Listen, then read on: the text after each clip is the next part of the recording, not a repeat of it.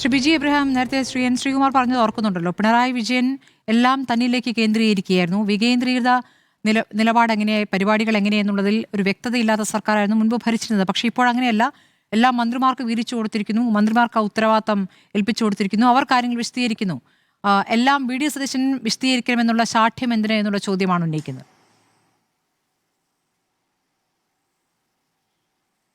ഈ കൊമ്പനും മുമ്പേയും വമ്പനും പിമ്പയും പോവരുതെന്ന് മലയാളത്തിലൊരു ചൊല്ലുണ്ട്. ഈ പ്രതിസന്ധികളെ, ദുരന്തങ്ങളെ എങ്ങനെയാണ് നേരിടേണ്ടതെന്ന് കേരളത്തിലെ കഴിഞ്ഞ 10 വർഷക്കാലം LDF ഗവൺമെൻറ് നമ്മുടെ മുമ്പിൽ ഒരു കൃത്യമായ ചിത്രം വരച്ചു തന്നിട്ടുണ്ട്. ദേശീയ അന്തർദേശീയ ഏജൻസികൾ, ദേശീയവും അന്തർദേശീയവുമായ മാധ്യമങ്ങൾ, കേരളത്തിലെ ഗവൺമെൻറ് എങ്ങനെയാണ് ഒരു പ്രതിസന്ധി ഘട്ടങ്ങളെ അതിജീവിക്കാൻ സ്വീകരിക്കുന്ന മാർഗങ്ങൾ, കേരള ഗവൺമെൻറ് ഉണ്ടാക്കിയിരിക്കുന്ന സ്റ്റാൻഡേർഡ് ഓപ്പറേറ്റീവ് പ്രൊസീജിയറുകൾ പോലും അവരേറെ പ്രശംസിച്ചിട്ടുണ്ട്.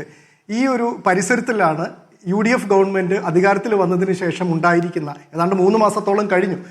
അവരുടെ ഒരു ഹണിമൂൺ പീരീഡ് ഒക്കെ തന്നെ കഴിഞ്ഞ ഒരു ഘട്ടത്തിൽ ഈ ഉണ്ടായിരിക്കുന്ന പ്രതിസന്ധി അവർ കൈകാര്യം ചെയ്യുന്നത് എങ്ങനെയാണെന്നുള്ളത് കേരളത്തിലെ ജനങ്ങൾ നോക്കിക്കാണുന്നത്. LDFന്റെ ആദ്യഘട്ട ഭരണത്തിൽ 2016 മുതൽ 21 വരെയുള്ള കാലഘട്ടത്തിലാണ് നമുക്കറിയാം ഓഖി മുതൽ ചുഴലിക്കൊടുക്കാറ്റുകൾ, അതേപോലെ വെള്ളപ്പൊക്കം, ഉരുളുപൊട്ടലുകൾ, തുടർന്ന് ഒട്ടനവധി പ്രകൃതിയുമായി ബന്ധപ്പെട്ട ദുരന്തങ്ങൾ നേരിടേണ്ടി വന്നിട്ടുണ്ട്. അതിനെ എങ്ങനെയാണ് കൈകാര്യം ചെയ്തത്, ഫലപ്രദമായി നേരിട്ടത് എന്നുള്ള ഒരു ഉദാഹരണം നമ്മുടെ മുമ്പിലുണ്ട്. തുടർന്ന് കോവിഡ് വലിയ പാൻഡമിക് പോലും ഈ സൂനോട്ടിക്കായിട്ടുള്ള ഒരു പ്രതിസന്ധിയാണ് കോവിഡ് അടക്കമുള്ളത്. അതും കാലാവസ്ഥാ വ്യതിയാനവുമായി ബന്ധപ്പെട്ടും പ്രകൃതിയുമായി ബന്ധപ്പെട്ടൊക്കെ ഉള്ള ഒരു പ്രശ്നമാണെന്നുള്ള ചർച്ചയുണ്ട്. രണ്ടാമത്തെ ഒരു പീരീഡിൽ LDF ഗവൺമെന്റിന്റെ രണ്ടാമത്തെ ഭരണ കാലഘട്ടത്തിൽ ഗവൺമെന്റ് നേരിട്ട ഏറ്റവും വലിയ പ്രതിസന്ധി സാമ്പത്തിക പ്രതിസന്ധിയുമായി ബന്ധപ്പെട്ട കേന്ദ്ര സർക്കാർ സംസ്ഥാന സർക്കാരിനെ ശ്വാസം മുട്ടിക്കുന്നതുമായി ബന്ധപ്പെട്ട്, തുടർന്ന് 2024 വയനാട് വെള്ളരിമല ചൂരൽമലയിൽ ഉണ്ടായിരിക്കുന്ന ദുരന്തം, വലിയ ഒരു ഉരുൾപൊട്ടൽ, വലിയ ജീവനാശം ഉണ്ടായിരിക്കുന്നു, ആളുകൾക്ക് വലിയ തരത്തിലുള്ള നാശം ഉണ്ടായിട്ടുണ്ട്. അതിനെ അതിജീവിക്കുന്നതിന് വേണ്ടി എങ്ങനെയാണ് ഗവൺമെന്റ് അവർക്കൊരു ടൗൺഷിപ്പ് തന്നെ വയനാട്ടിൽ വെച്ചു കൊടുക്കുന്നതൊക്കെ നമ്മുടെ മുമ്പിലുണ്ട്. എത്ര ഫലപ്രദമായിട്ടാണ് ഗവൺമെന്റ് അവിടെ ഇഫക്റ്റീവായിട്ടാണ് ഇടപെട്ടത്. അത് ഈ ഗവൺമെന്റ് വന്നതിന് ശേഷം അത് സ്തംഭനാവസ്ഥയിലാണ്. UDFന്റെ ഭരണകാലഘട്ടത്തിൽ അവർ സെപ്പറേറ്റ് ആയിട്ട് ആപ്പ് ഉണ്ടാക്കി പിരിച്ച പണം പോലും എവിടെയാണെന്നുള്ളത് ഇന്ന് ആളുകൾ അറിയത്തില്ല. ഇത്തരത്തിലുള്ള ഒരു സംവിധാനമായിരുന്നു കോൺഗ്രസിന്റെ നേതൃത്വത്തിൽ ഉണ്ടായിരുന്നത്. ഇന്ന് ഈ പ്രതിസന്ധി ഘട്ടത്തിൽ ജനങ്ങൾക്ക് ബോധ്യമായൊരു കാര്യമുണ്ട്. പുത്തൻ അരിയിൽ തന്നെ കല്ല് കടിച്ചു എന്ന് നമ്മൾ തിരിമയാണ്. ഇവിടെ മുൻകൂട്ടി ജാഗ്രതാ നിർദ്ദേശം ജനങ്ങൾക്ക് കൊടുക്കാനായിട്ട് സാധിക്കുന്നില്ല.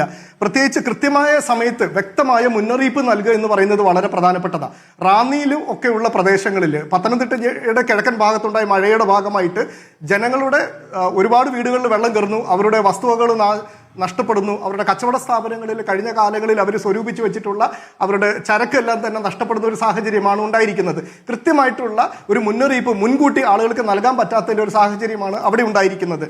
മറ്റൊന്ന്, ഈ വൈകി വരുന്ന റെഡ് അലേർട്ടുകൾ സൃഷ്ടിക്കുന്ന പ്രതിസന്ധികൾ. ഈ ഒരു പരിസരത്ത് നിന്നുകൊണ്ടാണ് നമ്മൾ ഈ പ്രശ്നത്തെ സംസാരിക്കേണ്ടത്. ഈ ദുരന്ത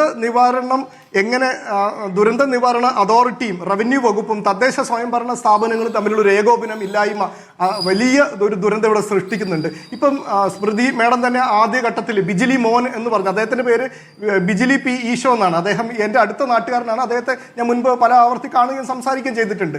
നാട്ടിലൊരു മികച്ചൊരു പൊതുപ്രവർത്തകനാണ്. ഏതാണ്ട് 3 പ്രാവശ്യത്തോളം അദ്ദേഹം ഗ്രാമപഞ്ചായത്തിന്റെ മെമ്പറായിട്ടും വിവിധ ഉത്തരവാദിത്തങ്ങൾ നിർവഹിച്ചിട്ടുണ്ട്. ഇപ്പോഴും ദുരിതാശ്വാസ ക്യാമ്പിൽ സജീവമായി പ്രവർത്തിക്കുന്ന ഒരു കോമ്രേഡാണ് അദ്ദേഹം. ഈ പറയുന്ന ഈ അമ്മയുടെ കുടുംബം എന്ന് പറയുന്നത്, നിങ്ങൾ ഈ പരാമർശിച്ച അമ്മയുടെ കുടുംബമൊക്കെ ഒരു കോൺഗ്രസ് പശ്ചാത്തലത്തിലുള്ള ഒരു കുടുംബമാണ്.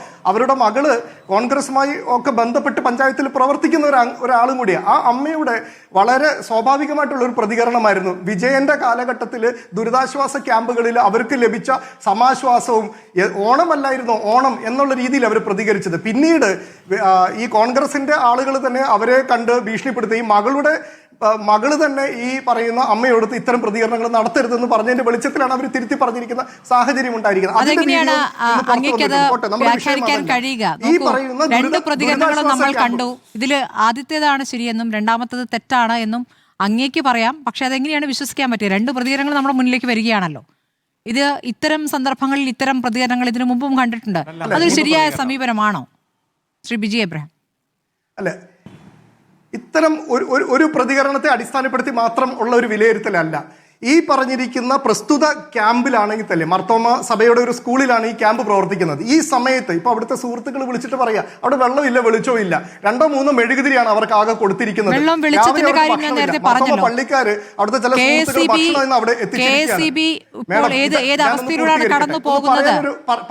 അല്ല അങ്ങനെയല്ല ശ്രീ ബിജി എബ്രഹാം. നമുക്ക് ഇങ്ങനെ ഏറ്റവും മനോഹരമായ ഒരു സാഹചര്യമാണ് ക്യാമ്പുകളിൽ നമുക്ക് പറയാൻ പറ്റില്ലല്ലോ. കറണ്ട് ഇല്ല എന്നൊരു സാഹചര്യം നമ്മുടെ മുന്നിലുണ്ട്. അതിന്റെ പ്രതിസന്ധിയെക്കുറിച്ച് KSEB തന്നെ വാർത്താക്കുറിപ്പ് ഇറക്കിയതാണ് ഞാൻ അല്പം മുമ്പ് വായിച്ചത്. അപ്പോൾ കറണ്ട് ഇല്ല എന്നൊരു യാഥാർത്ഥ്യം അവിടെ നിൽക്കുന്നു. അത് പരിഹരിക്കാനുള്ള മാർഗ്ഗങ്ങൾ ശ്രമിച്ചുകൊണ്ടിരിക്കുന്നു എന്ന് പറയുമ്പോൾ അത് ഈ ഒരു സാഹചര്യത്തിൽ നമ്മൾ എങ്ങനെ അതുമായിട്ട് മുന്നോട്ട് പോകുന്നു എന്നുള്ളതിലാണ്. ഈ കറണ്ടും ഈ വിഷയം തമ്മിൽ എങ്ങനെയാണ് അങ്ങ് പറഞ്ഞ ഭക്ഷണം കിട്ടാത്തൊരു വിഷയം ഉണ്ടെങ്കിൽ അത് പ്രധാനപ്പെട്ട വിഷയം തന്നെയാണ്. അതൊക്കെ ഒരു അരമണിക്കൂർ 1 മണിക്കൂറിനപ്പുറത്തേക്ക് നീണ്ടു നിൽക്കുന്ന വിഷയങ്ങളായി അങ്ങീ പറയുന്ന പ്രദേശത്തുണ്ടായിട്ടുണ്ടോ? ഞാൻ ഈ കഴിഞ്ഞ 2018 ചെങ്ങന്നൂർ ഉണ്ടായ വെള്ളപ്പൊക്കത്തിൽ ഞാൻ ജോലി ചെയ്യുന്ന സ്ഥാപനത്തിൽ 2800-ൽ പരം ആളുകളെ ദുരിതാശ്വാസ പ്രവർത്തനത്തിന്റെ ഭാഗമായിട്ട് ആ ക്യാമ്പിന് നേതൃത്വം നൽകിയിട്ടുള്ള ഒരു വ്യക്തിയാണ്. അപ്പോൾ 1-ാം ദിവസം തന്നെ ഞങ്ങളുടെ ക്യാമ്പസിലാണെങ്കിൽ 28 ബാത്റൂംസ് ഉള്ളത് കൊണ്ട് തന്നെ ഞങ്ങളുടെ പ്രദേശത്ത് കൂടുതൽ ആളുകളെ അക്കോമഡേറ്റ് ചെയ്യാൻ പറ്റുന്ന ഒരു ക്യാമ്പായിരുന്നു. മഴവെള്ളം കറണ്ട് ഇല്ല എങ്കിലും വെള്ളം മോട്ടർ അടിച്ച് ടാങ്കിൽ വെള്ളം പമ്പ് ചെയ്യാൻ സാഹചര്യമില്ലെങ്കിലും മഴവെള്ളം സംഭരിച്ച് വെക്കാനായിട്ടുള്ള ഒരു സാഹചര്യം ഉണ്ടായിരുന്നത് കൊണ്ട് തന്നെ ഞങ്ങളുടെ ക്യാമ്പിൽ ആ കാലത്ത് പ്രതിസന്ധി ഉണ്ടായില്ല. എന്ന് മാത്രമല്ല ആദ്യത്തെ ദിവസം തന്നെ രാവിലെ ഭക്ഷണം ഉണ്ടാക്കാൻ വേണ്ട ക്രമീകരണങ്ങൾ, ഭക്ഷണം ഇല്ലാതിരുന്നിട്ടും ഈ നാട്ടിലെ DYFI അടക്കമുള്ള സന്നദ്ധ സംഘടനകളുടെ പ്രവർത്തകർ ധാരാളമായിട്ടുള്ള പൊതിച്ചോറുകൾ കെട്ടി ഞങ്ങളുടെ ക്യാമ്പിൽ എത്തിച്ച് ഉള്ള അനുഭവം ഞങ്ങൾക്കുണ്ട്. ഒരു പ്രതിസന്ധിയും ഇല്ലാതെ ഡേ 1 മുതൽ റൈറ്റ് ഫ്രം ദ ബിഗിനിങ് എന്ന് വേണമെങ്കിൽ പറയാം എന്ന രീതിയിൽ തന്നെ ഒരു ക്യാമ്പിന് നേതൃത്വം നൽകാനും ഭംഗിയായിട്ട് ഇങ്ങനെ സന്നദ്ധ പ്രവർത്തനത്തിലേക്ക് ആളുകൾക്ക് ഇറങ്ങുന്നതിൽ എന്താണ് തടസ്സം ബിജി എബ്രഹാം? ഭക്ഷണം എത്തിക്കാമല്ലോ, കൊടുക്കാമല്ലോ, ഒരു തടസ്സവുമില്ല. സന്നദ്ധ പ്രവർത്തകരാണോ ആദ്യം ഇറങ്ങേണ്ടത്, ഗവൺമെന്റിന്റെ മെഷീനറി ആണോ ആദ്യം പ്രവർത്തിക്കേണ്ടെന്ന ഒരു ക്വസ്റ്റ്യൻ ഉണ്ട് മാഡം. പഴകുളം മധു അദ്ദേഹത്തിന് വലിയ ഞാനൊന്ന് പറയട്ടെ, ഞാൻ പൂർത്തീകരിക്കാനായിട്ട് അനുവദിക്കൂ. ഇന്നലെ പഴകുളം മധു തന്നെ റാന്നി MLA അദ്ദേഹം പറയുന്നുണ്ട് ഈ വലിയ ഒരു ദുരന്തമുണ്ടായി. അദ്ദേഹം റോഡിൽ വന്ന് ക്യാമറമാന്മാരോട് ഉള്ള സംസാരത്തിൽ പറയുന്നുണ്ട് സന്നദ്ധ പ്രവർത്തകർ വരൂ, എല്ലാ സന്നദ്ധ പ്രവർത്തകരും വരൂ, ഞങ്ങളെ സഹായിക്കൂ എന്നുള്ളത്. അവിടെ ഓർക്കണം, ഉത്തരവാദിത്തപ്പെട്ട ഒരു MLA ആണ് ഇത്തരത്തിലൊരു ആഹ്വാനം ചെയ്യുന്നത്. ആദ്യമേ ഇടപെടേണ്ടെന്ന് റവന്യൂ വകുപ്പോ തദ്ദേശ സ്വയംഭരണ സ്ഥാപനങ്ങളോ ഒക്കെ തന്നെ സ്തംഭിച്ചു നിൽക്കുകയാണ്. ഇങ്ങനെ ഒരു സാഹചര്യമല്ല മുൻകാലങ്ങളിൽ ദുരന്തങ്ങളെ നേരിട്ട് പോയ LDF ഗവൺമെന്റ് മുൻപോട്ട് വെച്ചിട്ടുള്ള ഒരു മാതൃക. ഒരു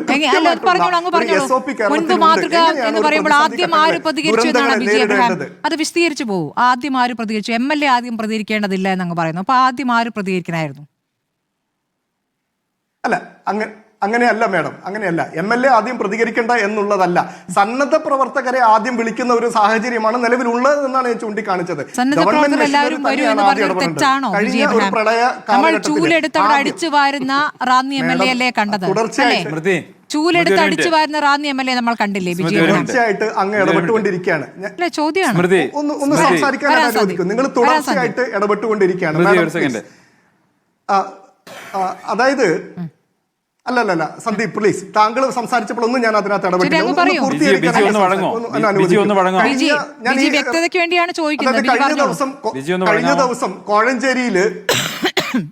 കഴിഞ്ഞ ദിവസം കോഴഞ്ചേരിയില് ഈ വെള്ളപ്പൊക്കവുമായി ബന്ധപ്പെട്ട് കോഴഞ്ചേരി ആശുപത്രിയിൽ ഉണ്ടായിരിക്കുന്ന ഒരു പ്രശ്നം കൂടെ ഒന്ന് ചൂണ്ടിക്കാണിക്കട്ടെ. രോഗികളെ മുഴുവനും പറഞ്ഞു വിടുകയാണ്. അവിടെ കിടപ്പ് രോഗികളായിരുന്നവരെ മുഴുവനും പറഞ്ഞു വിടുകയാണ്, അവരെ വീട്ടിലേക്ക് പറഞ്ഞു വിടുകയാണ്. ഇതാണ് അവിടെ സാഹചര്യം. അവിടെ സമാന്തരമായിട്ട് കറണ്ട് പോകുന്ന ഒരു സാഹചര്യത്തിൽ വെള്ളമില്ലാത്ത കാരണങ്ങൾ കൊണ്ട് രോഗികളെ വീട്ടിലേക്ക് പറഞ്ഞു വിടുകയാണ്. ഇവിടെ ഈ ക്യാമ്പുകളിലും ഒക്കെ ഈ പ്രശ്നമാണ് നേരിടുന്നത്. കിടപ്പ് രോഗികൾ ധാരാളം ഈ പ്രദേശത്തുണ്ട്. ഇവർ ക്യാമ്പുകളിൽ ചെന്ന് കഴിഞ്ഞാൽ അവർക്ക് വേണ്ട ചികിത്സിക്കാൻ വേണ്ട സംവിധാനമോ ഒരു പെയിൻ ആൻഡ് പാലിയേറ്റീവ് പ്രവർത്തനം നടത്താനുള്ള സംവിധാനമൊന്നുമില്ല.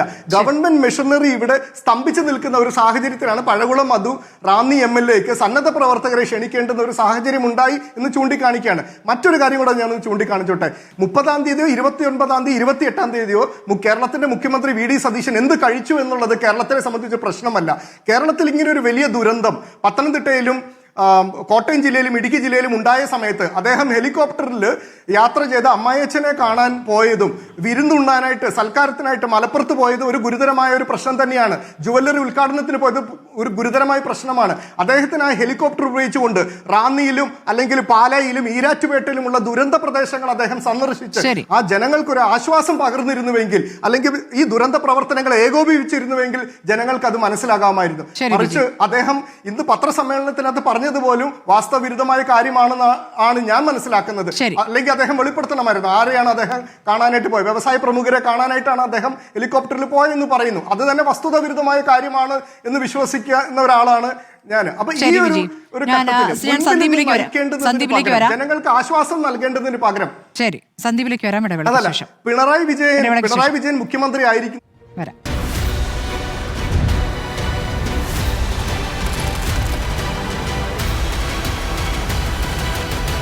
ഡിബേറ്റ് വിത്ത് സ്മൃതി പരുത്തിക്കാട്.